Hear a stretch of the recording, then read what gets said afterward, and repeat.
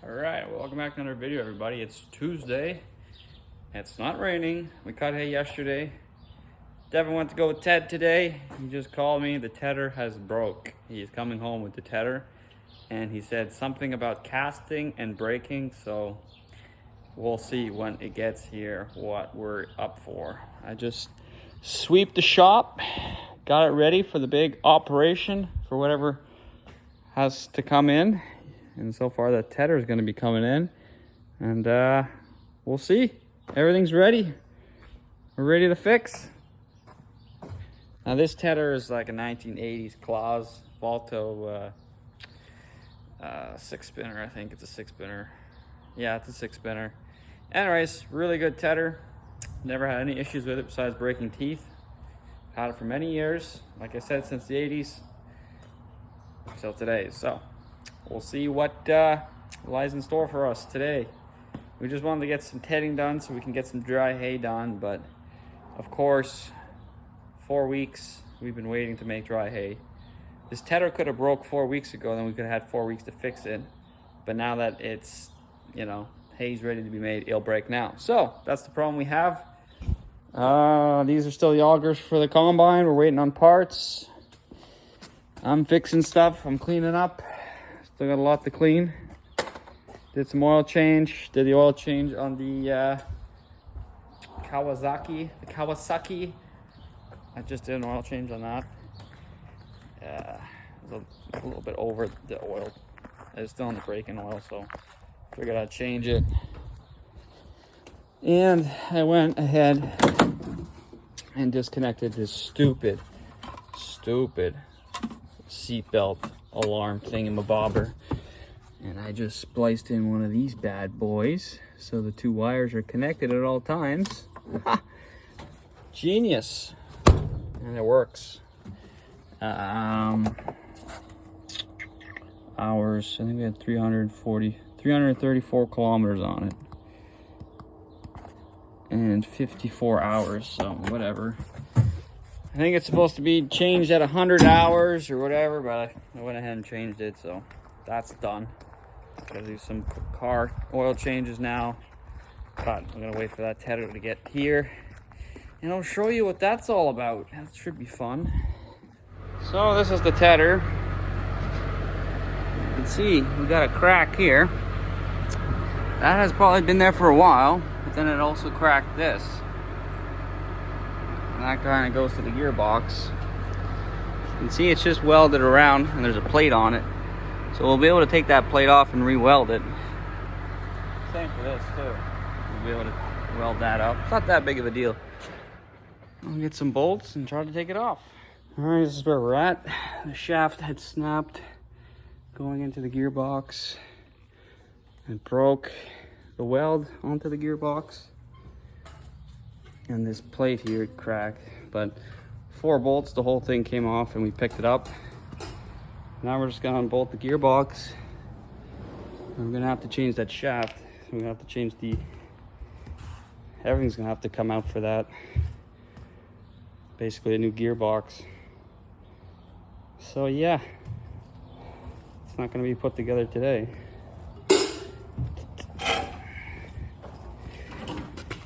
Not at all. We got bearings we gotta pull out. We need a new shaft.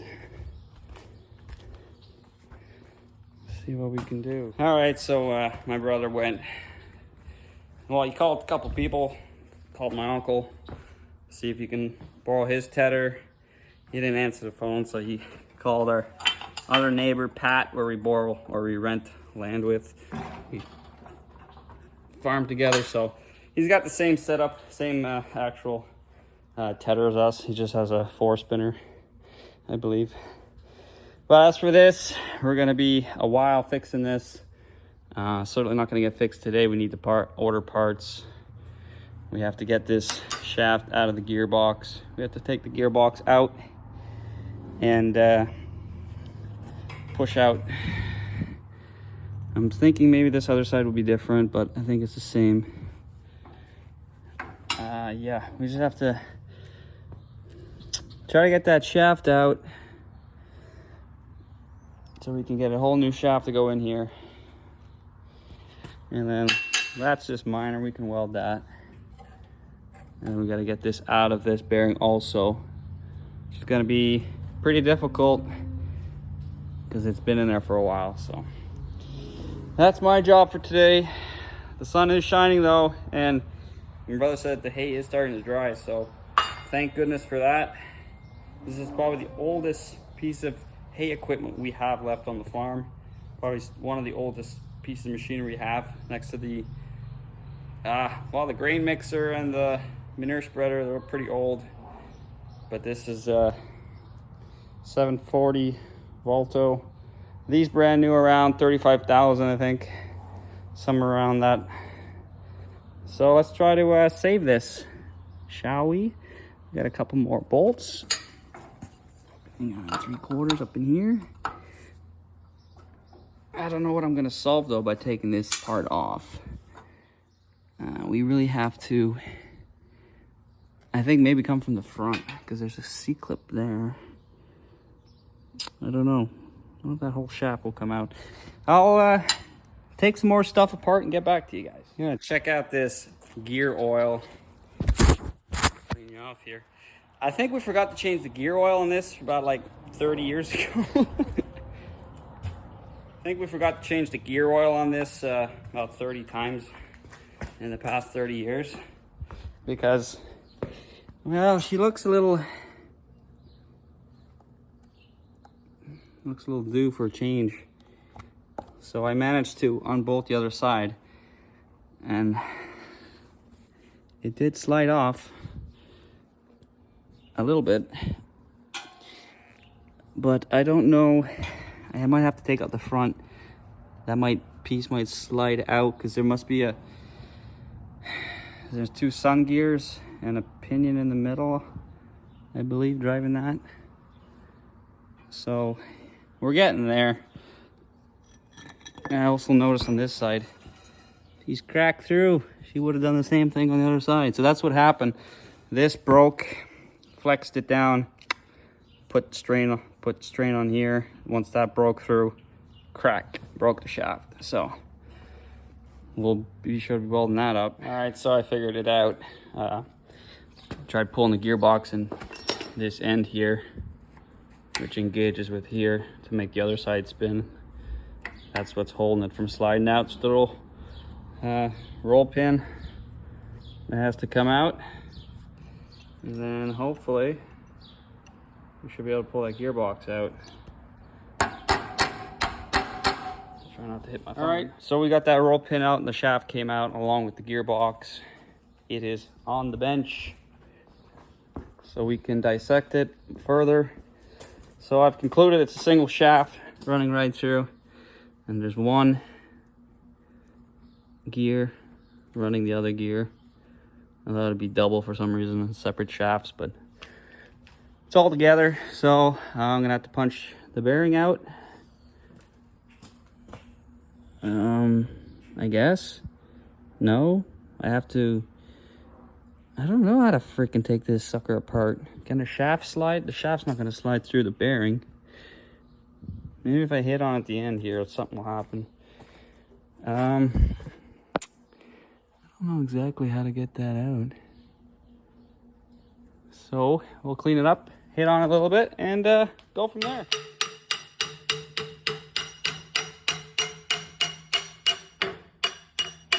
I have to record this because nobody would believe me. This sucker just slides right out, like the day it was made. Wow, look at that. Cool. Now we can go get a new hex shaft. The appropriate length. Slide it back in. Weld up that pipe back to that flange. And we will be going tedding again. It's not so big of a deal. It's just this end here is a little stiff because the end didn't cut off properly, right? So we're gonna have to try to cut that flush so that it slides out of there better. I can't believe this. I'm already seeing the light at the end of the tunnel. Except for that part. And I don't want to mess up anything inside. Give it a little turn or something here. Okay, we'll do the same thing. We'll just knock that off, pull it out the other way. Shoot, this might be ready before Devin's done tedding his field. So I don't know if I mentioned it. Our friend Pat Cavan, we're gonna borrow his tedder. It's the same damn thing, so it just had less acres on it, so smaller chance of it breaking. Usually every time you borrow someone's piece of equipment, you know, you'll break it, and then you'll have to frantically fix something that's not yours so that the owner of it can actually use it again. But hopefully, in this case, if that doesn't happen, we're gonna have this back together before you know it.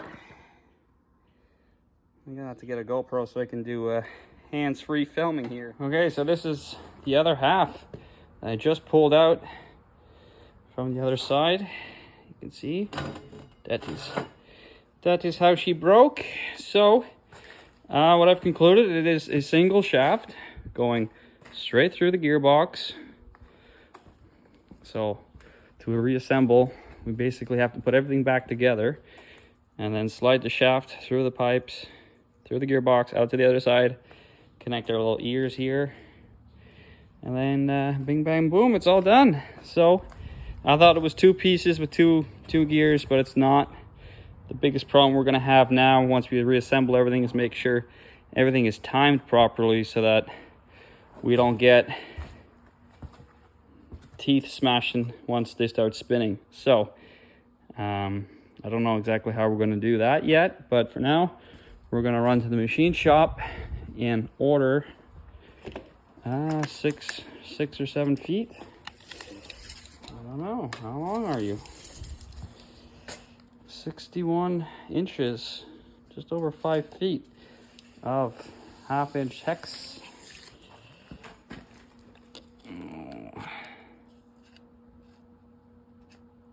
I don't know how they measure. That's 1 inch. That's 1 inch. Oh, it wasn't filming. 1 inch hex. All right, we'll get that cleaned up and bring it over. I don't think I was gonna weld it. Maybe you could, but I'm not gonna risk it. All right, the first part, place I went, they didn't have anything. So we're gonna have to go to Ferrum Pap, you know. Else, we'll go that way. Maybe they will have what we need, but the other machine shop didn't have any of that square or that hexagon shaft in stock, so they probably would have to machine it out of some round stuff. That would have been expensive, and it probably would have took a while, so we'll keep on going and looking. All right, so we got no luck finding a shaft. I actually had to call Claas, the dealership, and get them to find me a part. See what that's gonna cost, but we still got the ELP machine shop up in Shannonville, so we know the guy that works there, so maybe he can get us a shaft. This shaft is probably like 20-30 bucks. Like, it's not very expensive, but if you buy it through a dealer, they mark it up and yada yada yada. Anyways, I just found the serial and the date of manufacture. 95, man. 28 years old, same age as me. So she has all reason to break. Not like 28 is old, but I guess it's old enough. I was thinking maybe I should just weld this sucker up, square it up as much as I can, and weld it up. That is plan C, I think. For now, though, we're gonna get all this. I don't want to touch it just yet. All that crap out of there. Well, many phone calls have been made, but we found a metal shop in Ottawa in the Nepean, Lucon Metal. A couple of guys just referred me to it. Everybody, a lot of people were like, no, we don't have hex shaft. Oh, no, never heard of that. So this hex shaft I called Claas. They want $530 for that shaft. I called Lucon Metal. Guess what they charge for 6 feet, even more. It's a full length, half a length or something. Or a full length, 24 feet anyways. So they got to cut it anyways. But they want $67 for that shaft. They have inch or they have inch and an eighth. We have inch and an eighth, so it's perfect. Just what we need. They're closed though. Well, by the time I get there, it's about an hour and a bit drive. So by the time I get there, it'll be closed. So my brother's gonna go pick that up tomorrow. Put it back together. Should be good as new. So that goes to show you got to make a lot of phone calls until you find the right price, because I could have just bent over and taken it for $500, but at the end of the day, it's literally it's just a piece of metal. It's nothing fancy. I mean, you got to think about the engineer that builds this. He has to build it for as cheaply as possible. He's not going to go get the company to build special parts for this. You know, certain things they have to manufacture themselves, but other stuff they just source from other people, so other companies. So that is the markup. They buy it from the cheap company for $67, mark it up, sell it to the farmer who's stuck for $500. So, you know, it wasn't the end of the world. It's not $5,000, but still, if we can get it for $60, you know, we can. There's other shafts too. We got two more. We got shafts in there too, you know. So if you got to spend $500 for each 6 foot length, you know, it adds up. And then you say, oh well, you know, we're gonna have to spend you know, $1,500 and it's 28 years old. Oh, we'll just buy a new one, you know, and spend $38,000 on a new tedder, and those new ones are shit. Let me tell you, everything built from 2020 on is fucking crap. So we're gonna keep fixing. We don't mind fixing. We have downtime. So yeah, hopefully this will get fixed. Let's go take a yonder, go look at the hay, see what the hay's like, because it's pretty sunny out. And it started to get a little windy too, started picking up. So let's see what that hay's like. So it's looking actually pretty damn good, considering how wet it was yesterday when we were cutting it. We got the little tedder up here going.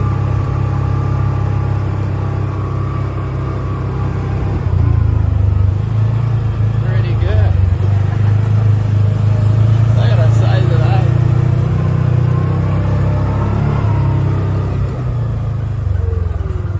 Oh, mint little machine.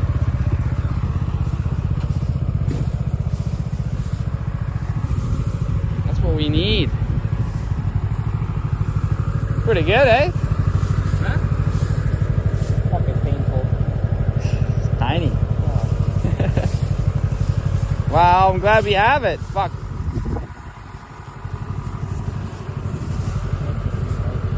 Huh? Yeah, over there it's wet. It's fucking great. Right.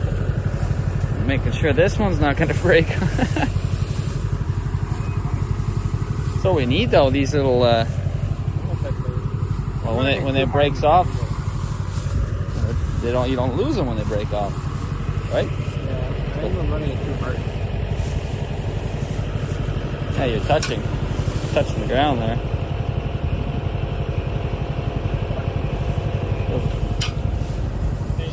We're going the other side. I already did this so far. Oh yeah? Wah. Alright, so that's that. It's drying pretty good. Fucking snaps.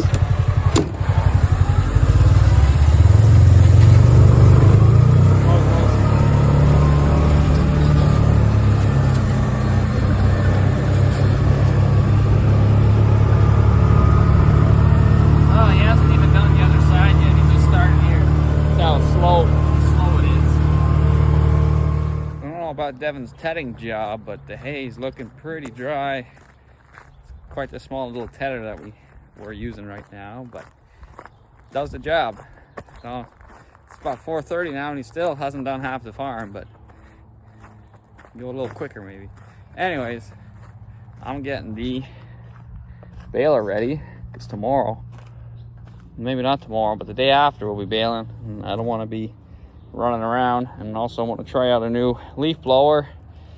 We always use the air compressor to blow off the baler, and we always end up doing it in front of the shop, and then we get a big pile of accumulated hay in front of the shop that turns to mud, and then we're gonna have to always scrape it out with the bucket once in a while. But if maybe I can get the hay that we blow off to accumulate in another spot, it won't be such a pain in the butt.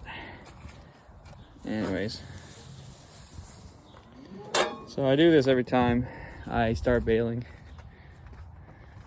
You want to do it after around every 100 bales or so, just because everything builds up.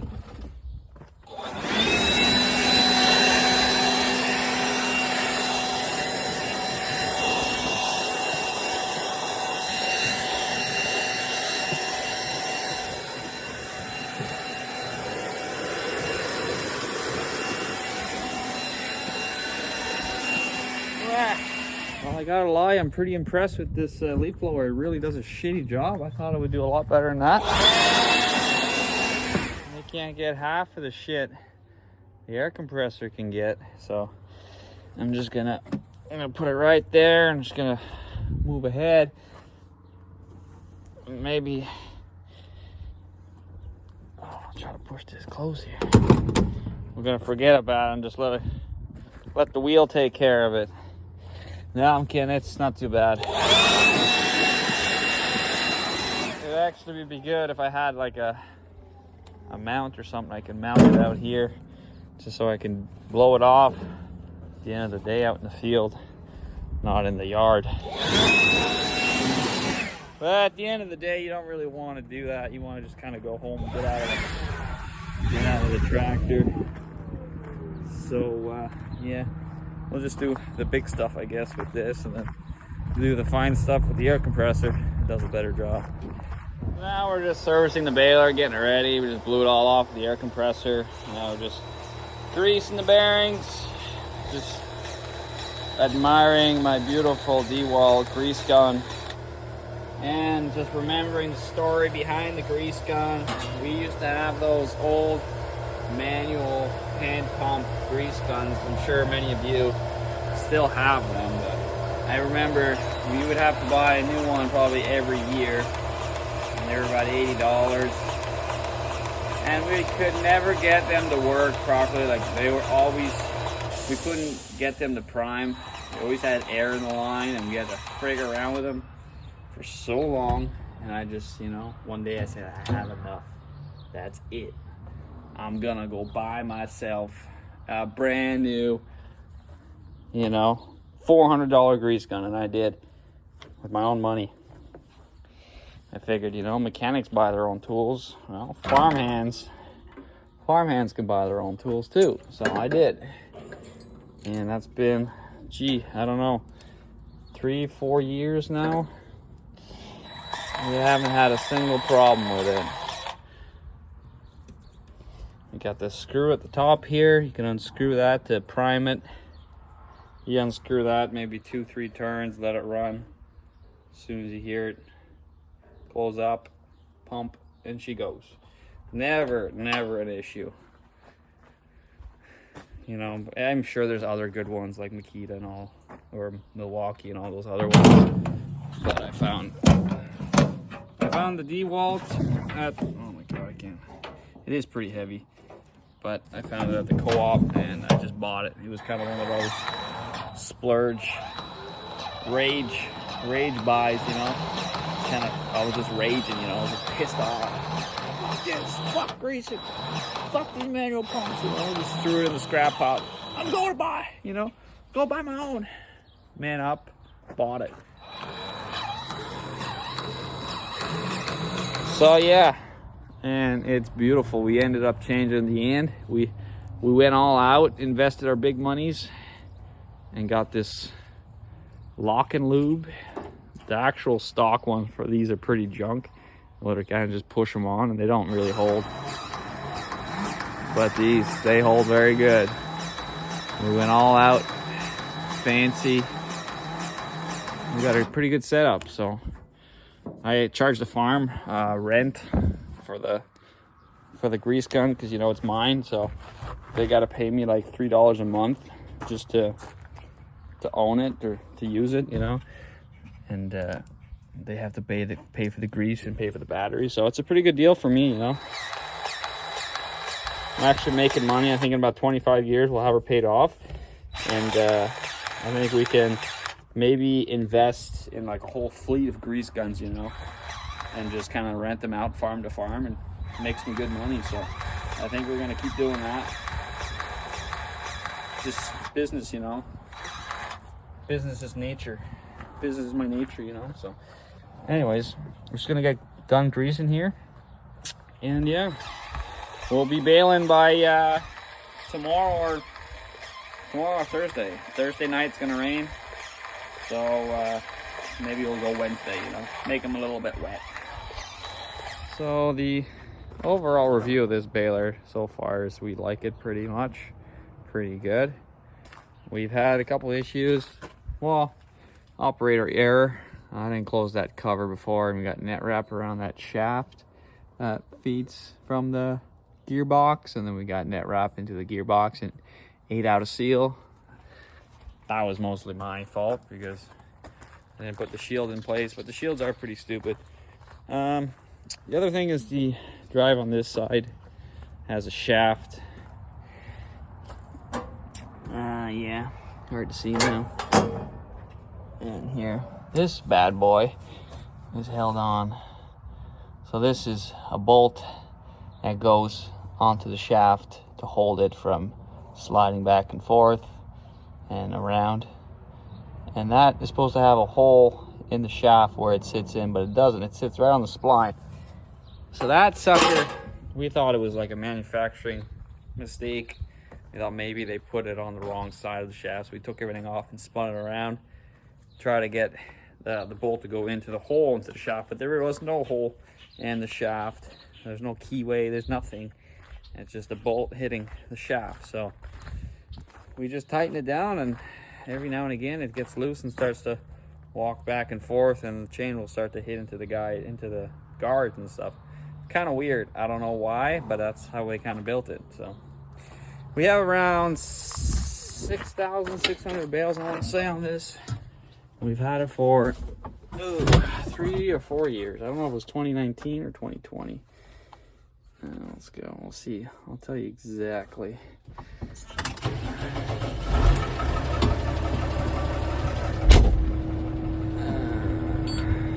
Yeah, 6,604. That's pretty good. Last time we used it. Anyways, so we'll park this, and we'll be ready for whenever the hay is dry, which will be today or tomorrow. No, not today, but tomorrow or the day after. We'll see. Anyways, all right. Well, that's gonna do it for this video. We had a pretty eventful day with this tedder. It's one of those unexpected repairs that you get, but that's not a big deal. Like I said, we found the solution for $67 or $65 or whatever it is. I'm just gonna throw it back together. Hopefully remember how to put it all back together properly, get everything timed, weld that pipe in place. It goes on there. Weld the plates that are breaking on both sides, maybe stack some more metal up on it. We'll hopefully get that hay done this week before the rain. I think it's around Thursday night they're calling for rain. But you never know with that weather guy. Like, weather guy lately has been, I don't know, he's been drinking or something. He's always saying stuff. So we can never really trust him. But this week, we'll hopefully get that done. We got to put some bulls out Friday. So that might be eventful. We got to put 9 bulls. Not quite 9 bulls out. We got 1 bull we got to send. We got to grind 1 bull. We got to send him to the abattoir because he's too big, and he's around 7 or 8 now. So it's around that age we get rid of the bulls because they get literally too big. They get like almost 3 tons, like pretty big, and they kind of squish cows. So we're going to be putting, we have a group of cows. Well, the heifers have to be, we're going to be putting 1 bull with the heifers here, and then the rest are going to go to Masson. with the big herd. So yeah, we got to move about 8. Well, we still have to move all of them, so we have to move 9 bulls, and that should be pretty fun. We'll see how that goes. So anyways, thanks for watching, and be sure to like and subscribe and share and do all that fun stuff if you enjoyed these videos, so I can just make some more in the future.